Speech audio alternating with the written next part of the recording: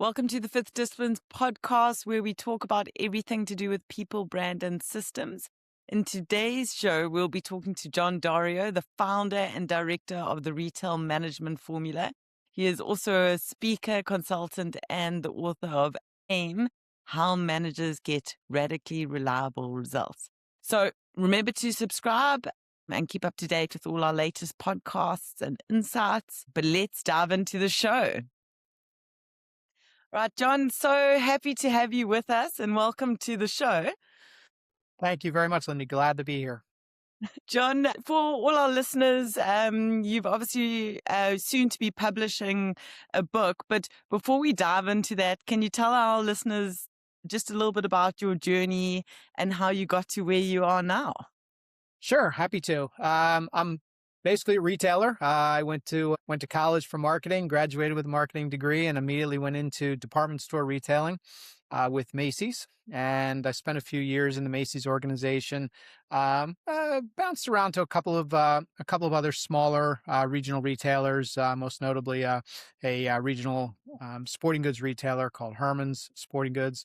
I ended up with Gap. I spent 10 years at Gap, and that was really a strong foundation for me in terms of growing into more senior leadership roles. And after Gap, I made a transition to financial services retail. I worked for Bank of America for a few years, leading consumer banking market out on the West Coast of California. And then I ended up heading the North American operations for TravelX, the world's leader at the time, the world's leader in retail foreign currency exchange. So a heavy airport retail business, but again, financial services. And that all led me to my current role. I'm a CEO at a New York real estate company that has a number of retail type businesses like parking lots. And we had a mini storage business and some other stuff. And along the way, I've written some books, and I've been a professor of retail marketing at Seton Hall University. So I've been very lucky. I've done a lot of really fun things in my career.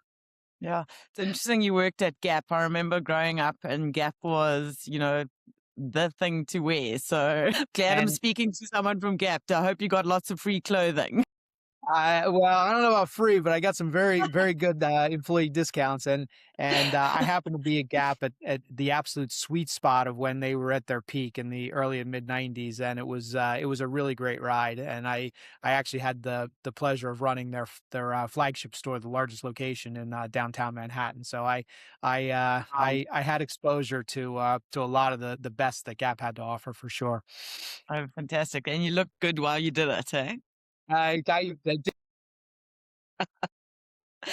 All right, Jon. So as I've mentioned, you're obviously going to be publishing your book, AIM, How Managers Get Radically Reliable Results. Just tell us a little bit about what the book covers, what readers can expect to learn from reading the book. Sure. I think the main message is about execution, right? I'm a strong believer in the idea that regular results, sustainable results over time, whether it's in the retail business or any other industry, comes from repeatable success and execution. It's not from flashy ideas. Flashy ideas can give you, one big win, but if you want to win consistently, you've got to execute consistently. And that's what this book is all about. And AIM stands for Action Item Management. So the entire book revolves around the idea of establishing a culture within the organization of action item focus. And I cover everything from the kind of setting the groundwork to a proper action item culture, to how to focus on the right action items, to how to implement them effectively within dynamic environments. And then the book closes with some tips on how to really execute the action item management culture in real life. That's brilliant, because there's often this realm of you gain all this knowledge, but it's actually putting it into practice that becomes a challenge, and that misconception around it occasionally. 100%. Yep, 100%. And it's difficult. I mean, as managers and leaders, we all struggle with to-do lists that are a mile long and being pulled in a million different directions. So a lot of it really comes back to what things do you practice on a daily basis as a leader to really come back to the sustainable execution. Yeah. And Jon, writing a book's no small task. What inspired you to write the book? I mean, what What happened in your life that you were like, managers should know this? What was that pivot point? Yeah, it goes back to my days at the foreign currency business. I had, I throughout my career, I've had a kind of this reputation of being a storyteller and kind of filling time with regaling people of stories that help teach them. And I had a person that I truly trusted, who I worked with, who said, "John, you need to stop telling us your stories and write a book." And I think she was actually just trying to get me to stop talking about all my stories, but I took her seriously, and I decided to write my first book, and it kind of felt so good, and I enjoyed the process so much that Yeah. I just continued to keep going. Well, I hope she's going to be first on the list to get the book. What date is it getting published? I'm going to be published on March 24th, hardback and Audible version, and an electronic version, and then paperback will come a couple of months after that. Amazing. That's great. Okay. So, John, you talk about radically reliable results rather than occasional home run moments in your book. For leaders and organizations of all sizes, what does radically reliable actually look like on a normal Tuesday? And maybe give a little bit more context around it. Sure. I think it's a really important point, because radically reliable is not, to your point, it's not flashy. It's not the big hit, it's not the home run, it's not the goal with the second left on the clock. It's is doing the same things over and over, day after day. And I like to quote a man by the name of Edward Filene. He was the head of and the founder of a department store in Boston, Massachusetts. Mm. And he is quoted as saying, "Progress is the continual replacement of the best there is with something even better." And I love that quote because it really captures the spirit of radically reliable results. You Mm. can be the best there is, but still have a real drive to continue to get better.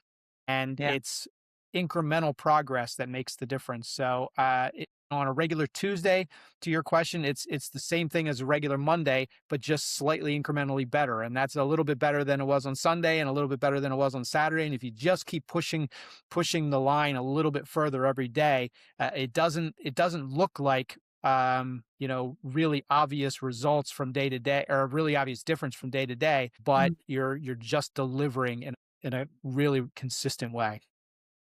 Yeah, so I think having those small incremental improvements really go a long way in seeing the end result.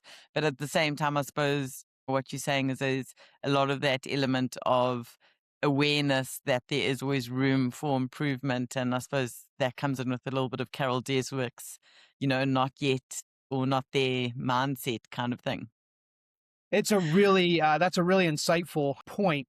And I think as leaders, we have to make sure that we're not putting so much pressure on improvement that we're creating an environment where people aren't feeling successful for the things that they are accomplishing.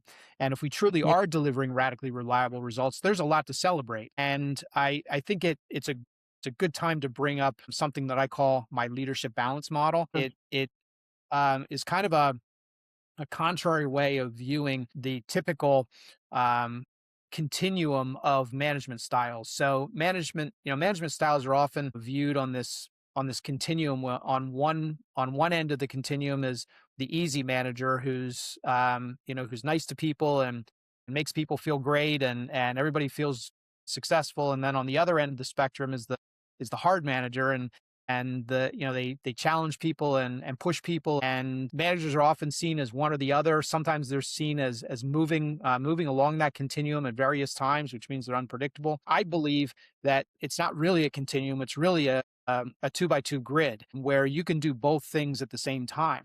You can make people feel confident and successful while also challenging them. And it's my strong belief that people perform best in an environment when they feel both of those things. And as leaders, it's the best place for us to be is when we're making people feel great about the success they're having, and Mm. we're inspiring them to kind of push it a little bit more. Yeah. And we have a responsibility, I think, to observe the nonverbal cues we're getting from people to kind of know where they're sitting in their level of confidence and their level of challenge, and if we can continue to steer them into that quadrant that has them feeling both confident and challenged, then I think we're in a great place. Do you have any recommendations on how leaders can identify or managers can identify whether they're falling within one of the quadrants and what, that communication might look like in terms of seeing that maybe my employees are disengaged and what disengagement could look like for them? Sure. Certainly there's different types of disengagement, right? To your point, there's these three other quadrants where you're not achieving optimal engagement from the team. And one of those quadrants is where you're as a leader, you're providing kind of low confidence and low challenge. You're just leaving people on their own and your hands off. And the signs that you've got people in that quadrant are when you start to see some complacency. You see people who are kind of just going through their days and they're not putting in much energy, and maybe their focus is drifting to things that aren't job related. And another one of the quadrants is when people are feeling just so stressed because they're feeling an overabundance of challenge, and they're not feeling successful or confident. Those people begin, the outward signs are that those people begin to question themselves. They begin to show a lack of commitment to making decisions, or a lack of initiative because they're scared to do the wrong thing. And when you start to see those outward signs, then as a leader, it probably should register in your mind that you're not giving them the foundation of confidence to kind of make their own way on the job. And when you as a leader begin to see some of those signs, it's most important to engage with the employee and just start asking some questions. If you recognize the signs of disengagement, then it's I think it's important to go back and have a live conversation. Say, I'm sensing that maybe you're feeling a little stressed. Talk to me. Or I'm sensing that you're feeling pretty good about what you're doing, and you need me to challenge you a little bit more. Talk to me about that. And Yeah. when you're honest and upfront with people, I think they'll be honest and upfront with you, and it leads to highly effective forward progress. Yeah, and I suppose it's all bundled in with that trust element where they actually feel like they can speak up to you and be honest about how they're feeling instead of sort of sugarcoating it to appease you. Wonderful point. It's so, so, so important for us to create a safe environment. If we have to be good at letting people speak their minds. We have to be good at letting people fail. We have to be good at letting people ask questions. We have to be good at letting people disagree.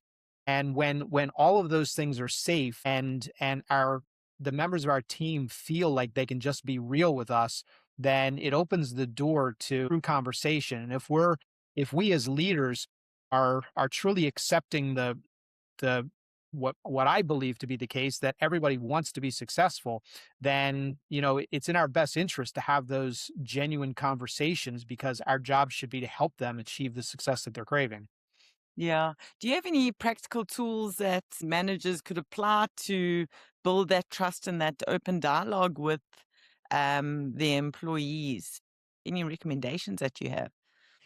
Yeah, I teach a structured process for weekly progress meetings, at least weekly progress meetings. I believe that having those nest within a set of annual performance objectives that are jointly built and really clear, I think is important. But those weekly progress meetings are critical in establishing a regular pattern of communication. And the more you and your team members talk, the more comfortable they become in expressing their thoughts and opinions. And it's even more bolstered by kind of putting the ownership for the agenda for those weekly meetings on the team member. If you as the boss or the leader are kind of controlling the agenda, then it ends up being an obligation for the team member rather than an opportunity. Yeah. And if they own the agenda, then they have an opportunity to come to you and trumpet the things that they've done well and raise their hand for help on the things that they need your help on. And of course, as the leader or the manager, you have the authority and the power to add something to the end of the agenda if you need to assign a new task or you need to do some coaching Right. or something else. You're not abdicating responsibility for being a manager, but you're helping them kind of own the dialogue, and that builds trust and openness. Yeah. So the one thing that you also brought up a little bit earlier, and I want to lean into it a little bit, is you mentioned giving recognition, and that's not always a financial benefit to staff for those incremental improvements over time. Um, and when you're managing multiple people and you're recognizing some of them, the easiest thing to do is to put a number to it and say, oh, you've achieved this. It's fantastic. But then you have Right. multiple team members, and some of them might be in an administration job. So their value add or their growth isn't necessarily seen as explicitly as someone that has targets or KPIs or Right. tangible outcomes. I'm assuming that you're also sort of saying that there needs to be this dovetail into understanding personalities and where recognition is required to bolster that confidence of teams. Yeah. I mean, I think, look, we all like to feel good. We all like to receive positive feedback. I believe the positive feedback is always most effective when it's very specific. When you just Mhm. tell somebody good job, it's a little hollow. Good job for what? What exactly did I do? It's Yeah. not entirely effective. So the more specific you can be, the better. But I have a story from early in my career that has shaped my focus on this for decades now. Early in my career, made a point of writing handwritten thank you notes to people. To your point, not just for achieving particular financial results, but for just doing a great job on a particular project or doing something administratively that was highly effective. And I didn't do them all the time. I wasn't like I flooded people with thank you notes. I did them when there was some particularly noteworthy accomplishment. Mm, And I had somebody who, many years after I left working with them, I met them for lunch or dinner or something somewhere, and we hadn't seen each other for years. And this person opened up their notebook in front of me, and they had my thank you card in the front of their notebook from years prior. And I looked at it, and I got tears in my eyes. I was like, "Is that the thank you card I wrote you?" And he said, he said yes, and he told me why he still carried it around and how it still motivated him. And for me, that just reinforced how important uh, little acts of recognition can be, and way more powerful than giving uh-huh. somebody a financial bonus sometimes. Yeah. And so I that that has that really has my practice of that has continued because I recognize how important and valuable it can be. I think that's such a great tip. I mean, it doesn't always have to be financial, and it's so nice that someone can walk away with something tangible. If they're having a bad day, they can be like, "I'm not too bad," or and it Yeah, reinforces those behaviors that they can look back on and not, forget about. So that's for just a sure. great. All right, folks, we're gonna put a pause, and you're gonna have to wait for episode 2 with Jon Dario. Um, Remember to subscribe and follow us on LinkedIn for the latest updates and news, and make sure that you subscribe so that you don't miss out on the next episode with Jon.